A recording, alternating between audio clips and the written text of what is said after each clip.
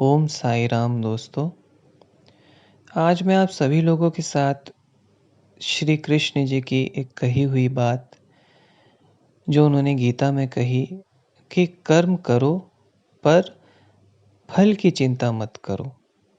अपने कर्म करते जाओ और फल की चिंता मत करो।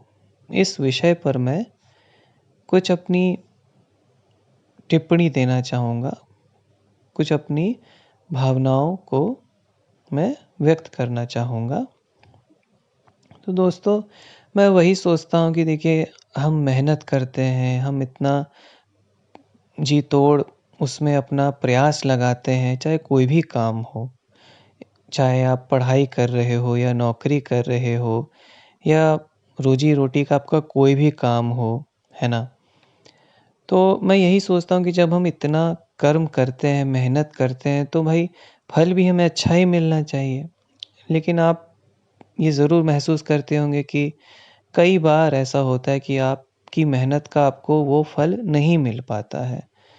तो आपको, हम सबको बहुत निराशा होती कि यार इतनी मेहनत की, फिर भी क्यों मैं फ़ेल हो गया? चाहे वो एग्ज़ाम की बात हो या मैंने इतनी मेहनत की, तो क्यों नहीं मुझे वो रिज़ल्ट मिल पाया? क्यों नहीं मुझे वो बिज़नेस मिल पाया? या क्यों नहीं नौकरी में मुझे वो प्रमोशन मिल पाया? या क्यों नहीं मुझे वो नौकरी मिल पाई? मैंने इतना अच्छा इंटरव्यू दिया।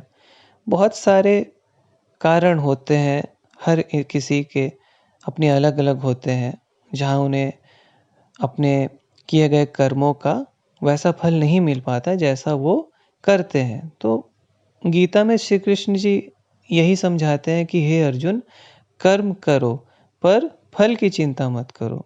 तो मैं इसी बात पे बहुत विचार कर रहा था, तो आज बाबा जी मुझे यही समझाए कि दोस्तों, ये जो भी सृष्टि चलती है या हम लोग भी जो भी काम करते हैं, जो भी कर्म करते हैं, उन सब पर साई का ही बस चलता है।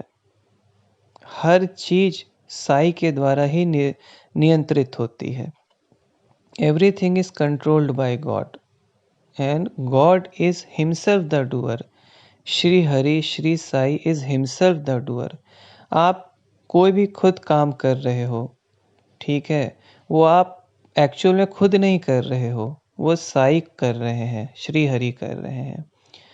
तो जो भी कुछ हो रहा है इस संसार में, टॉप टू बॉटम, 0 टू 100, वो सब कुछ साई के कंट्रोल से ही हो रहा है, स्वयं साई कर रहे हैं। मतलब साई ही करता है, साई ही कारक है और साई ही सब कुछ कार्य करते हैं, है ना?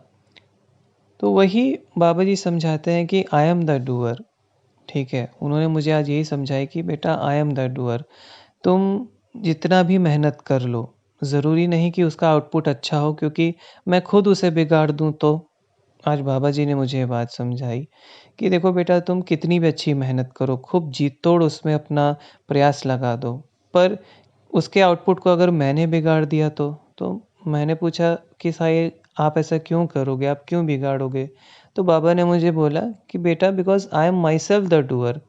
जो तुम मेहनत कह रहे हो कि तुमने की, जो तुम कह रहे हो कि तुमने जी-तोड़ प्रयास लगाया, चाहे कोई भी जीवन का काम हो, वो मैं खुद कर रहा हूँ। I myself doing that work, not you. तो बाबा वही समझाते कि I am myself the doer. अब और वो सब मेरे हाथ में ही है कि मैं उसे या तो बिगाड़ूँ या मैं उसे कामयाब बनाऊँ। तो जब बाबा जी की ये बात मैंने सुनी ना दोस्तों, तो मेरे मन की सारी एंजाइटी, सारी घबराहट दूर हो गई। तो साई यही कहते हैं कि I am myself the doer and मैं ही सारे कर्मों का फल देता हूँ, मैं ही सब कुछ नियंत्रित करता हूँ, चाहे वो अच्छा हो चाहे बुरा हो। और एक और बात साई ने बताई कि देखो Siddharth, no matter how much ready और strong you are, no matter how much weak और अनप्रिपेयर्ड यू आर, इससे फ़र्क नहीं पड़ता कि आप कितना स्ट्रांग एंड रेडी हैं या आप कितना वीक एंड अनप्रिपेयर्ड हैं। जो भी होनी है, जो भी होना है, वो होके रहेगा। Whatever is meant to happen, it will happen. साधारण सा एग्जांपल, आप कम प्रिपरेशन करके जाओ, आपकी preparation up to the mark नहीं है, तो भी आप एग्ज़ाम पास कर लोगे, क्योंकि that is meant to happen. And आप खूब प्रिपरेशन करके जाओ, खूब पढ़ के जाओ, फिर भी आपका नहीं होगा, because that is not meant to happen. So everything is destined. सब कुछ बाबा ने पहले से ही सोच के रखा है, प्लान करके रखा है और डिसाइड करके रखा है।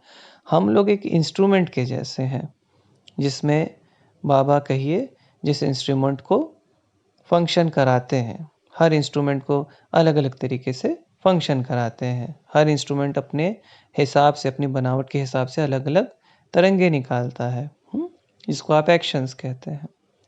तो ये सारी बातें थी दोस्तों, जो साईं ने मुझे आज समझाई। उम्मीद करता हूँ कि आपको भी ये बातें सुनकर बहुत अच्छा लगा होगा और आपके भी मन की घबराहट और आपके भी मन की सभी चिंताएं दूर हुई होंगी। मैं साईं से यही प्रार्थना करता हूँ कि बाबा हम सबको ये अच्छी अच्छी सीख देते रहें और हम सबका जीवन शांतमय हो जाए और हम सभी लोग बाबा जी की शरण में जाएं और मोक्ष को प्राप्त करें। ओम साई राम।